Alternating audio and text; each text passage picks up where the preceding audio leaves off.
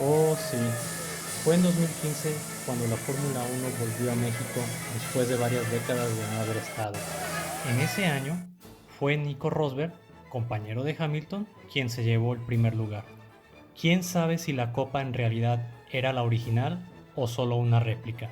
Si no, pregúntenle a las chicas de la parrilla.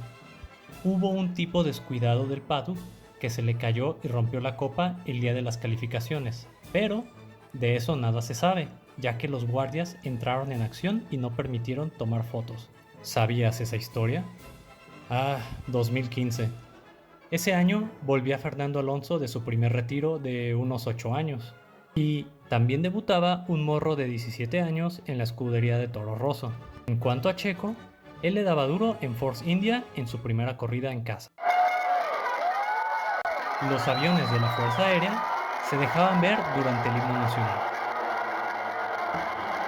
Hubo show de autos clásicos y una mini sprint de F4.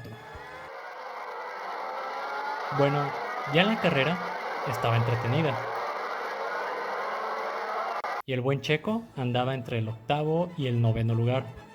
Y bueno, ya para la premiación, todos en el Foro Sol esperaban poder bajar al podio, pero ¿qué creen? Jejeje, no es Italia u otro de esos países civilizados. Bien, esta vez les vengo a traer un recuento breve con la revista oficial.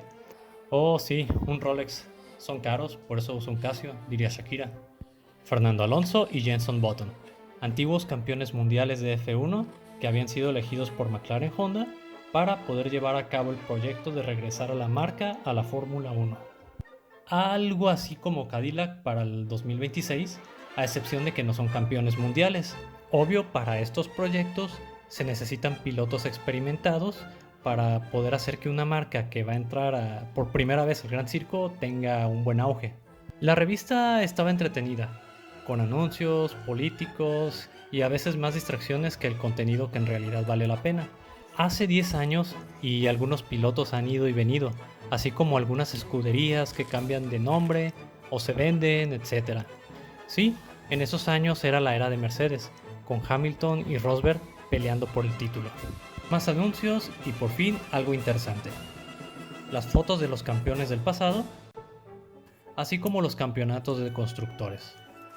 Otros anuncios y llegamos al equipo dominante de la época, Mercedes-Benz, con el 7 veces campeón que ganó ese año, y su compañero Rosberg, quien le ganó el campeonato mundial a Hamilton en 2016 y, bueno, se retiró.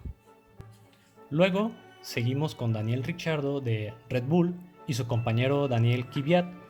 Buenos pilotos, se les respeta, y bueno, luego sigue Williams, que en esos años se andaba dando batalla en algunas ocasiones y llegando a los terceros lugares con grandes pilotos como Felipe Massa y Valtteri Bottas. Y pues el favorito de muchos, Ferrari con Vettel y el Iceman, el hombre de hielo, el gran Kimi Raikkonen. O sea, nunca te metas con Kimi.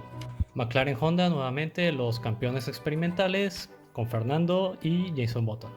Luego, la gran Force India.